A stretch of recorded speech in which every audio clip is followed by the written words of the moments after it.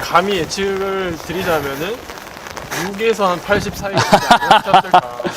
아니 뭐 그 사이에 뭐 매수한 것들이 있긴 한데 크게 한 플렉스 지금은 없는데 네. 제 노트북이 너무 오래되고 지금 고장나기 직전이라 노트북 하나 사는 거 정도가 플렉스가 아닌가. 그거 아니면 이제 뭐 부모님한테 뭐 용돈을 드린다거나. 네, 반갑습니다. 안녕하세요. 네, 안녕하십니까.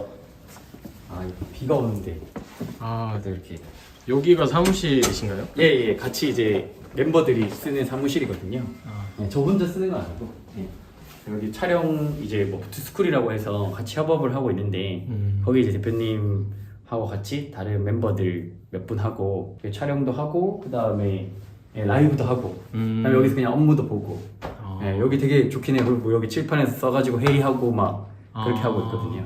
하루 루틴이 어떻게 되세요? 뭐 예를 들어 하루에 강의를 뭐 한 오전부터 네. 3시간 정도 하면은 네. 그러고 나서 그 수강생들하고 임장을 간다거나 또는 법원을 간다거나 그렇게 하루 종일 쓸 수도 있고요. 그렇게 하고 나서 제가 또 책 같은 거를 쓰고 있는 게 있어서 책 쓰는 것도 책도 써야 되고 그 다음에 투자 물건을 이제 매일 좀 서칭을 해야 되기 때문에 그거가 하루 보통 루틴이긴 해요.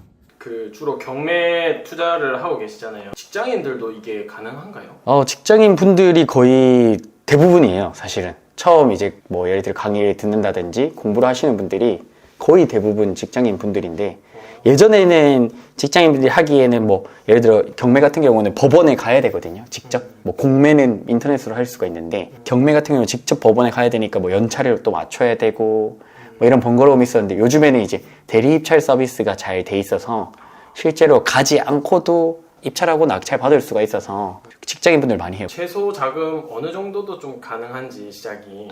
이게 이제 본인 직장과 방금 얘기 드렸던 무주택자 기준으로 잡고 네. 그 다음에 직장의 연봉이 뭐 3천 이상 정도라고 치면은 DSR이라고 하거든요. 네. 그러니까 이제 뭐 대출 총 한도 비율을 따지는 건데 내가 가지고 있는 모든 대출의 뭐 원금과 이자 내는 거를 어느 정도 상한선에 두고 이제 대출을 해주는 건데 거기에만 걸리지 않게 작은 금액 예를 들어 아까 1, 2억짜리를 낙찰받게 되면은 신용대출을 뭐 1, 2천 정도 받고도 해볼 수는 있죠. 근데 이제 너무 타이트하게 가는 거를 추천드리진 않아요. 그때 부트스쿨 인터뷰 하시면서 네.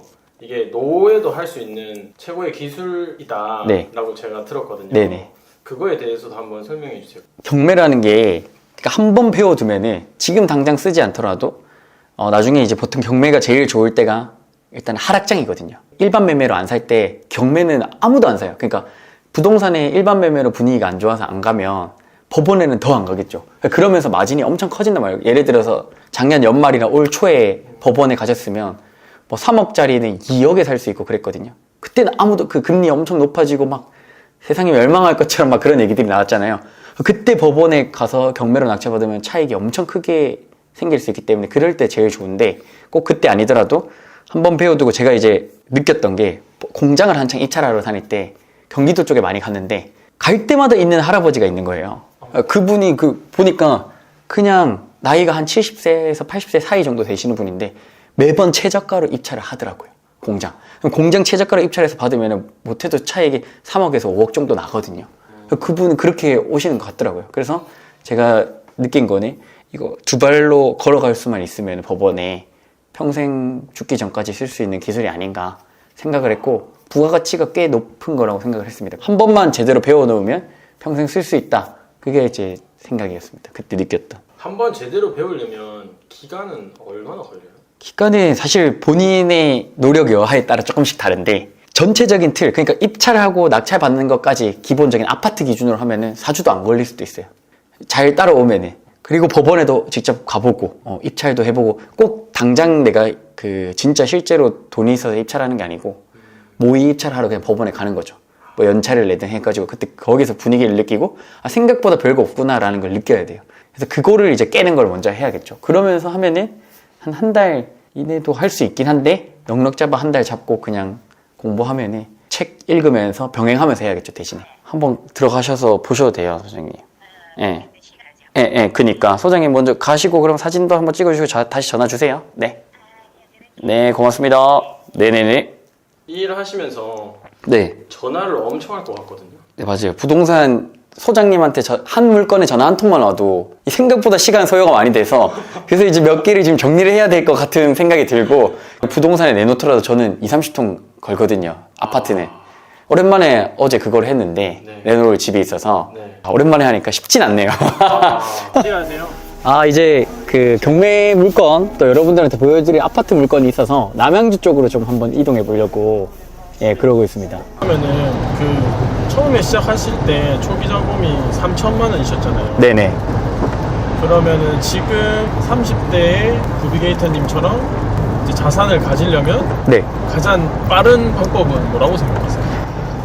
일단 종잣돈을 빠르게 모을 수 있는 세팅이 되어야 되거든요. 그 말은 무슨 말이냐면 내가 뭐 예를 들어 월급 받는 직장인이면 네. 저축액을 비중을 엄청 늘려야겠죠. 뭐 소득의 뭐 70-80% 최소. 뭐 저도 90% 가까이 했었으니까 뭐 그까지는 안 가더라도 최소 70% 이상 가야 됐고 그게 기본값이고 그걸 모으면서 그 어느 정도 예를 들어 2-3천만 원 정도의 내 자본금이 모였다 하면은 저는 경매를 할 것 같고요. 제가 이 경매를 해서 이렇게 먼저 생각이 드는 걸 거예요. 그래서 부동산 경매로 하나 취득을 한 다음에 이제 투자금이 떨어지잖아요.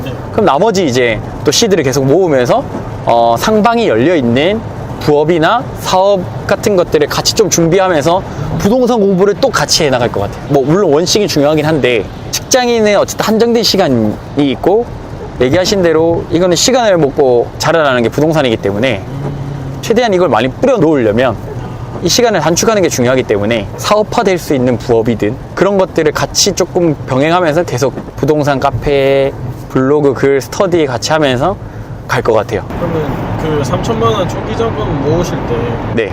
얼마나 좀 빡세게 모으실까요? 방금 얘기 드렸던 것처럼 좀 월급의 뭐 70-80%, 90%까지도 저축한 적이 있었고 친구들 잘 안 만났어요 그때. 만나면 돈을 써야 되니까 그런 거랑 근데 잘 안 만나면서 오히려 제 시간이 많이 늘어났겠죠. 그러면서 책 많이 읽었고요. 그때 엄청 많이 읽었고요. 일주일에 막 2-3권씩 읽고 그거 정리해서 막 보냈고 그 시간이 있으니까 요즘에 조금 읽고 싶을 때 읽어도 괜찮은 그러니까 그때 그게 쌓이니까 부자가 되기 위해서는 약간 좀 그런 시간이 필요한 것 같아요. 뭐 제가 부자라는 게 아니고 그 길로 가는 여정에 있는 사람인데 저도 그렇게 가기 위해서는 나 혼자 뭔가 좀 고독함을 이겨내는 싸움을 하는 것도 좀 필요한 것 같아요. 그게 있으니까 좀 막 쉽게 흔들리는 거는 잘 없어요, 사실. 지금 온 데는 일단 남양주 오나무위라는 곳이고 남양주 안에서도 조금 위치가 외곽이긴 하지만 구축 아파트들이 그냥 조금씩 군데군데 모여있는 아파트고 구독자분들이 어쨌든 소액으로 할 수 있는 투자처를 실물로 한번 좀 보여드리고 싶어서 여기로 왔고요. 여기가 이제 시세가 제가 찾아보니까 2억 한 중반 정도 되는 것 같아요. 2억 4천. 그래서 저번 1회차에 2억 4천으로 시작했는데 아무도 이제 입찰을 안 하고 유찰이 돼서 지금 1억대부터 입찰을 할 수 있게 된 거죠. 세대수가 한 400세대 조금 넘는 것 같고요. 브랜드는 롯데인데 조금 연식이 이제 한 20년 정도 되다 보니까 사실 이제 완전 오래된 구축에서는 크게 브랜드가 막 엄청 가격을 좌지우지하진 않거든요. 그리고 신축급들은 같은 입지라도 이제 좀 차이가 나긴 하는데 브랜드가 있고 없고 여기는 어차피 조금 오래됐고 세대수도 이제 그렇게 많지도 않고 그러다 보니까 그냥 이 주변에 근방에 있는 분들이 사고 팔고 전세 들어갔다가 그런 느낌이라고 보시면 됩니다. 저희 층수 나온 게 18층이거든요. 18층까지 있는데 18층 탑층. 신축으로 따지면은 탑층을 좀 더 이제 괜찮은데 구축 같은 경우는 뭐 결로나 이런 것들이 조금 문제가 있을 수도 있긴 하거든요. 구축들은. 그래서 그런 것들을 뭐 조금 감안을 하고 우리가 좀 체크를 해야죠. 그래도 저층보다는 선호도가 조금 더 있을 것으로 보입니다. 그러면은 이제 아까 노트북으로 이제 정보를 확인하신 다음에 네. 여기 오셔서 네. 한번 보시는 네. 약간 그런 맞아요. 원래 사실은 저는 이제 아파트 할 때는 현장을 막 그렇게 오진 않는데 이제는 여기 어쨌든 돌아가는 그 사이클이나 이런 게 다 비슷해서 손품 팔고 부동산 전화해서 네. 입찰을 했거든요. 이때까지. 근데 이제 초보자분들은 직접 한번 오셔야 됩니다. 현장을 감이라는 게 있고 현장에서 뭐 체크해야 될 부분도 있고 소장님들 얘기도 들어봐야 될 수도 있으니까. 그러면 혹시 그 오셔서 이제 보통 통화를 하실 거 아니에요? 네. 어떻게 통화하시는지 네. 볼 수 있나요? 통화를요? 예. 네, 뭐 그것도 뭐 전화 지금 바로 하면은 예. 한번 전화를 해볼까요? 그러면 지금 우리 주거지 인근의 아파트를 네이버나 이런 걸로 검색을 하시면 되거든요. 부동산 검색을 해서 단지 내에 있는 데가 당연히 더 잘 알겠죠. 예. 그거 아니더라도 그 인근에 부동산을 이제 전화를 그냥 하는 거죠. 전화를 해서 이제 저 같은 경우는 투자라는 걸 미리 밝힙니다. 밝히고 나 이거 근데 대신에 조금 낙찰을 비싸게 받아올 거야. 대신에 내가 낙찰 받아오면 소장님께 물건 드릴 테니까 제대로 된 시세를 좀 알려주세요. 네, 그런 것들이 이제 하는 거죠. 전화를 뭐 스피커폰으로 한번 해볼까요? 네. 네, 소장님 안녕하세요. 저희 여기 푸른솔 롯데 24평 있잖아요. 네. 제가 여기 이제 투자자인데요. 경매로 나온 게 있어서 조금 높은 가격 써서 낙찰 받아서 소장님한테 물건 좀 드리려고 하거든요. 네. 그래서 요즘에 분위기 좀 어떤가요? 24평. 보니까 2억 4천 고층은이 그렇게 호가가 나와 있는 것 같던데. 네, 찾는 사람들 있나요? 네. 보신 것처럼 네. 뭐 제일 저렴한 게 2억 4, 5천부터 네. 나와 있는 거는 있고요. 네. 거래는 거의 없습니다. 지금 현재 찾는 사람은 없고, 원래 보통 있으면 여기 근방에 그냥 실거주 하시는 분들이 보통 오시나요? 뭐 그런 경우도 있고요. 네. 외지에서 오시는 분들도 계시고요. 그럼 지금 2억 4천에 저희가 탑층인데 그거 내놓으면 당장에는 매도가 좀 어렵다고 봐도 시세는 그 정도로 좀 볼 수 있을까요? 그러니까 결과적으로 보면 네. 지금 이제 거래가 뜸하고 네. 지금 매수자가 지금 별로 없는 상황이잖아요. 네네. 그러면 이 와중에 나는 좀 빨리 팔고 싶다는 사람이 분명히 있을 거고, 네. 그러면 거기서 거래 신고되는 가격들을 보시면 네. 그 이하로 거래되는 경우가 많을 거예요. 사고자 하는 사람이 네. 거기서 조금만 조정해 주시면 살게요 그러면 조정을 안 해줄 수가 없을 거거든요. 팔기로 마음 먹은 거니까. 네네네. 그쵸. 그렇게 되면 2억 4천에 올렸다가도 그 이하 가격으로 거래되는 경우들이 왕왕 생긴다는 얘기죠. 아, 그렇네요. 일단 그러면 지금 그러면은 만약에 이걸 저희가 사서 바로 매도한다고 하면 그거보다 가격을 좀 낮춰야 될 거고, 그럼 전월세는 지금 여기 조금 거래가 되나요? 거래가 별로 없어요. 아, 그래요? 뭐 예측하기는 어렵겠지만 전세나 월세 둘 중에는 뭐가 조금 더 선호도가 있나요? 지금 기준으로? 지금 24평 전월세 나온 게 네. 딱 하나밖에 없어요. 월세로. 네. 2천에 70에 나온 게 있는데 그것도 지금 거래가 아직 안 되고 있는 상황이고요. 월세가 높아서 그런 거예요? 아니면 보증금이 1,000만 원으로 가야? 움직임 자체가 별로 없어요. 아, 지금 현재 수요 자체가 없으니까. 예. 시기적으로 지금은 네. 만약에 계약을 하면 잔금을 보통 2달 후로 잡기 때문에 1월 달이 되거든요. 네. 그러면 하필이면 제일 추울 때 이사 다니고 싶은 사람이 있어. 네네. 그러니까 좀 지금은 거래가 좀 뜸할 상황인 거고 시기적으로. 네네네. 그다음에 이제 다음 달 이제 중순 이후에는 이제 봄에 이사 다닐 사람들이 문의가 좀 있을 거라고 저도 예상. 기대를 하고 있는 상황입니다. 이거 사장님 여기 오래 계셨을 거니까. 예. 네. 아, 무슨 말씀인지 잘 알겠습니다, 사장님. 그러면 그거 감안해서 제가 낙찰 받으면 소장님께 연락 바로 드리도록 하겠습니다. 네. 네. 고맙습니다. 감사합니다, 사장님. 네. 이제 그러면 여기 정보를 하나 얻었잖아요. 이제 한 군데만 원래는 전화하면 안 되고 한 군데 더, 여러 군데 더 해봐야겠죠. 그러니까 이 사장님의 말이 100% 진실일 수도 있지만 또 아닐 수도 있거든요. 되게 소장님들 중에서도 스타일이 보수적인 곳이 있고 공격적인 곳이 있고 중립적인 곳이 있어요. 그것마다 다르고 그걸 평균치를 내서 대략적인 시세를 봐야 되는데, 제가 지금 손품으로 봤을 때만은 요 사장님의 얘기가 거의 맞아요. 이분이 지금 단지 내에 있는 소장님이거든요. 그러니까 지금 월세 나와 있는 거 딱 한 개 있는 거 바로 방금 제가 체크를 하니까 외우고 있잖아요. 예. 근데 이거를 지적거려서 찾아봐야 되는 소장님이 있거든요. 그러면 여기에 관심을 못 쓰고 있는 분인 거예요. 근데 이분은 약간 그래도 신뢰도가 좀 있는 편이죠. 지금 막힘없이 술술 나오고 안 좋다는 얘기만 한 게 아니라 언제가 괜찮아질 거다라고 예측을 하시잖아요. 그럼 예를 들어서 지금 이 상황에서 이걸 입찰하려면 어떻게 하냐면 입찰가를 일단 보수적으로 써야겠죠. 2억 4천이 시세가 아닌 거예요. 지금 현재 시세는. 조정이 어떻게든 되니까 네. 뭐 저 같은 경우 만약 이거를 2억 4천이 최저 호가면은 1,000만 원 정도는 더 낮게 보고 2억 3천을 시세로 보고 그 다음에 내가 원래 전세를 줄 거야. 근데 지금 당장에는 안 나갈 것 같잖아요. 딱 지금 들었을 때 찾는 사람 그거보다 더 없는 건 거예요. 그러면은 보수적으로 보는 거예요. 그러면 이제 나가서는 뭐 어떤 신고를 보시는 거예요? 외부 그냥 상태 보고 관리 사무실 뭐 들어가서 관리비 어떻게 미납되고 있는지 이사 가셨는지 안 가신 정도만 확인하고 지금 안에 살고 있는지 정도만 체크를 하는 거죠. 그러면 지금 이제 외곽을 좀 보러 가시는 건가요? 예. 이거 보고 뭐 한번 그 앞에까지 그냥 한번 가보고 쓱 한번 둘러보고 예. 그렇게 하도록 하겠습니다. 여기가 지금 바로 여기 있는 거죠. 백사동 앞에. 네. 여기가 충수 아까 얘기 드린 대로 한 예. 18층까지 있는 거예요. 네.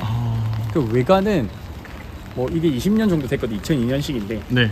그냥 뭐 나쁘지 않은 것 같아요. 지금 그냥 딱 봤을 때 중간에 언덕이 있고 뭐 이렇게 하지만 크게 뭐 걸어 다니는 뭐 공사도가 높고 심한 건 아니니까 네. 예. 그런 거 이제 체크하고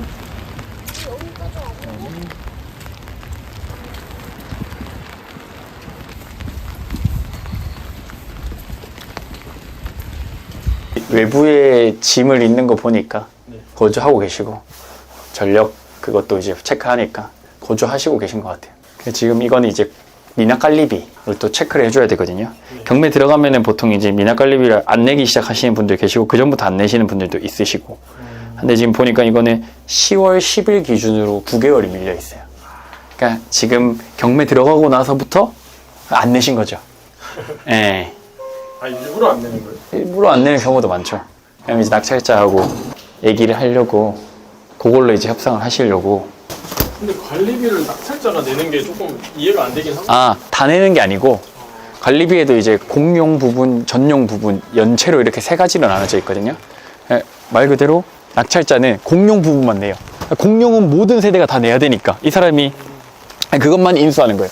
전용이랑 연체료는 인수를 따로 안 해요. 근데 그 부분마저도 이사비를 나중에 지급을 하거든요. 낙찰자가 그냥 관례적으로 서로 좋게 좋게 끝냅시다 이런 마음으로 이제 그런 차원에서 이제 가는 거죠.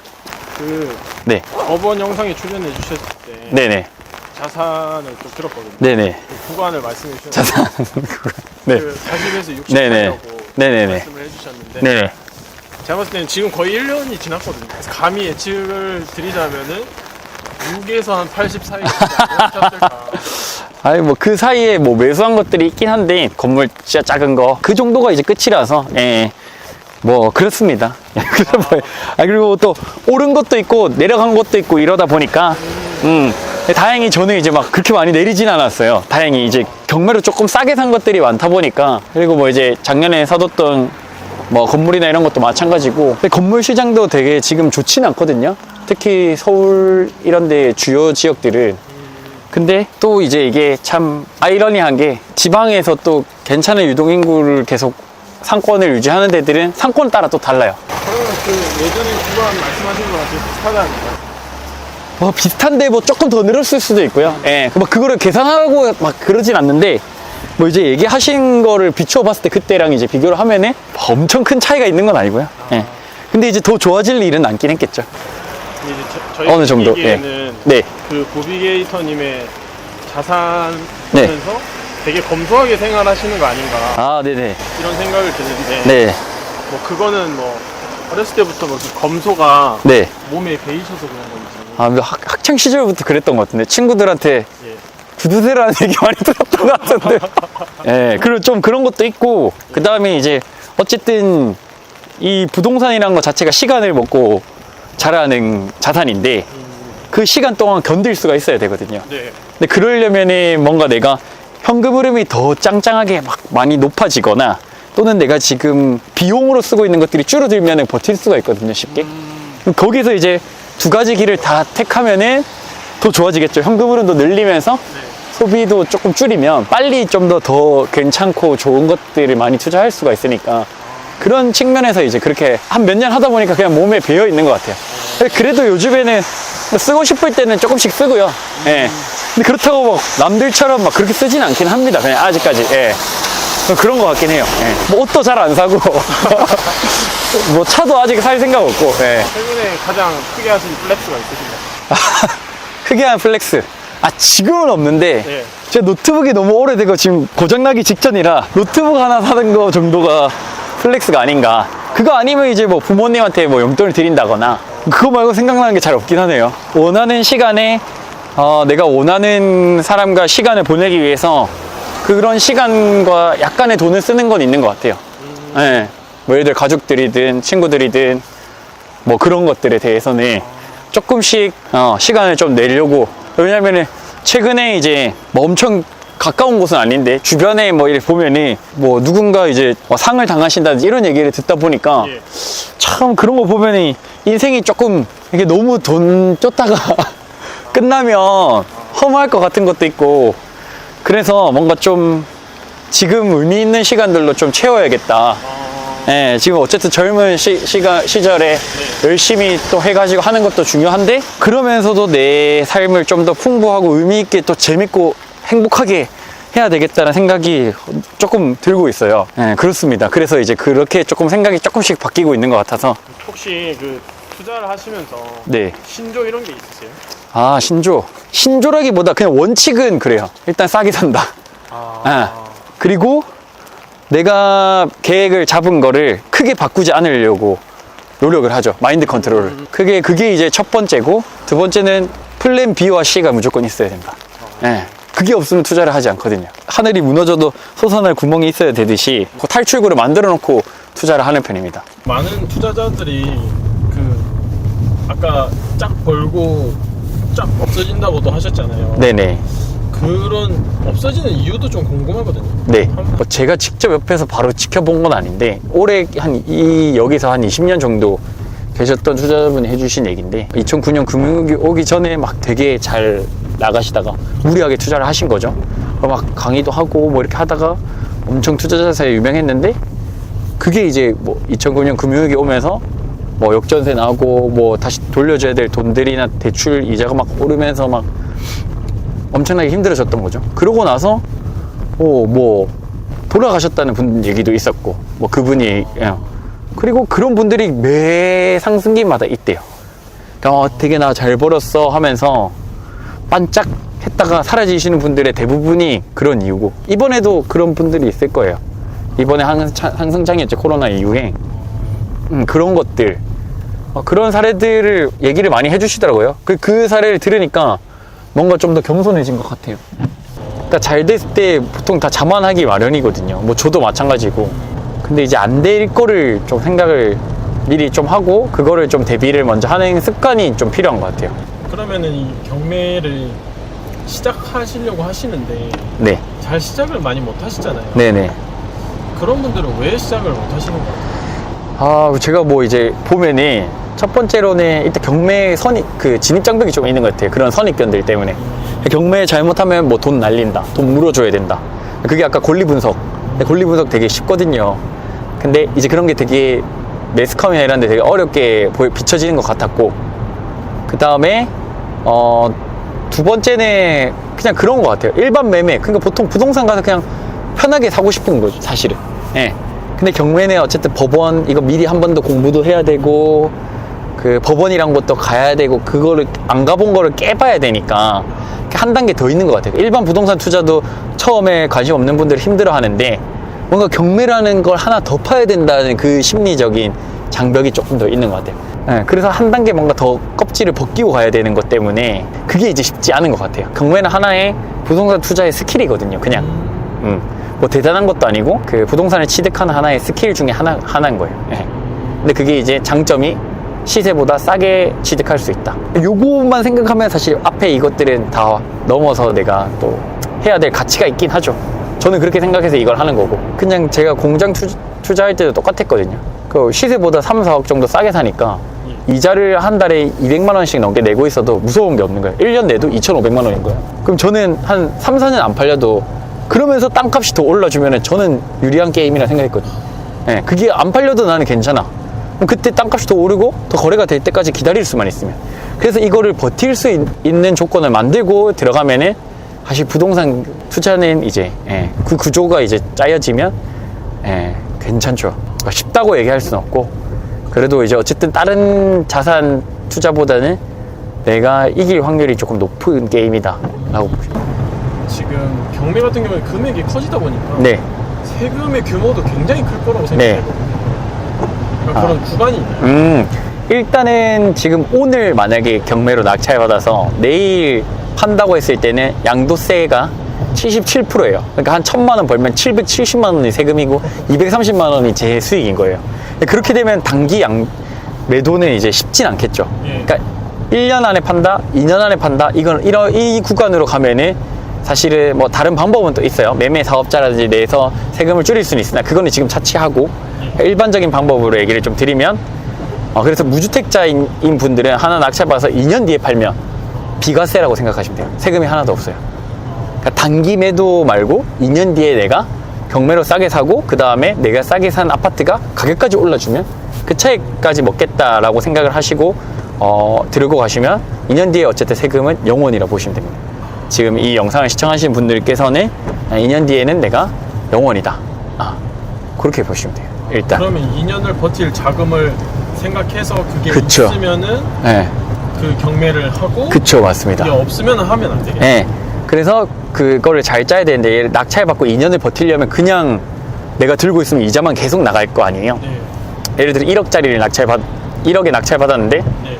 대출이 80% 나왔다 치면 네. 8천만 원이 그 대출이고 2천만 원이 내 현금이잖아요. 네. 그럼 8천만 원에 대한 이자를 2년 동안 내야 되는데 그러면은 마이너스가 될 수도 있잖아요. 네. 그렇게 하지 않고 그래서 2년 동안에 내가 낙찰받은 집에 살 세입자를 구하는 거예요. 그게 월세가 될 수도 있고 전세가 될 수 있어요. 월세를 받으면 뭐 보증금 1,000만 원에 월세 50만 원, 60만 원. 그러면은 보증금도 받고 내 투자금이 1,000만 원으로 줄어들겠죠. 줄어들면서 그 월세로 이자를 충당하는 거죠. 그러면서 2년을 버티는 거예요. 자, 이게 하나가 있고 두 번째는 전세를 바로 받는 거예요. 예를 들어 전세가 8천만 원이라 칠게요. 네. 그럼 방금 대출 8천만 원 받았잖아요. 네. 그거를 대출을 바로 갚는 거예요. 전세로. 그럼 전세는 이자가 없잖아요. 그럼 2년 동안 2천만 원 묵혀놓고 그냥 기다리는 거예요. 이자 안 내고. 그러니까 2천만 원으로 투자를 한 거죠. 방금 이거는. 네. 그렇게 구조를 짜 나가면 되는 겁니다. 이제 퇴근하시는 건가요? 네네. 이제 퇴근까지는 아니고 또 사무실 가서 이제 남은 일 좀 처리하고 그러려고 하고 있습니다. 오늘 촬영 어떠셨나요? 재밌는데요. 오랜만에 또 이제 경기도까지 나가고 밖에도 나가고 이러니까 또 재밌었고 또 질문 너무 잘 해주셔가지고 편하게 촬영한 것 같습니다. 일상 담은 게 되게 오랜만이라서 잘 나왔는지 모르겠네. 마지막으로 앞으로 목표가 좀 궁금했거든요. 목표요? 네. 뭐 수치적인 목표는 항상 있는데요. 근데 요즘에는 그런 것보다 이제 되게 목표를 잡고 나아가는 그 과정에서 최대한 조금 행복하고 즐기면서 또 주변 사람들도 좀 같이 챙기면서 가는 게 목표라고 생각을 하거든요. 그래서 좀 최대한 같이 좀 잘 되면 좋으니까 좀 주변도 좀 같이 돌아보고 그렇게 가려고 합니다. 목표는 뭐 아까 초반에 얘기했는데 강남에 청담동에 건물이 하나 있었으면 좋겠네요. 그러면서 행복하게 그 목표를 달성하기 위해 노력하도록 하겠습니다. 네. 고생하셨습니다. 감사합니다. 네.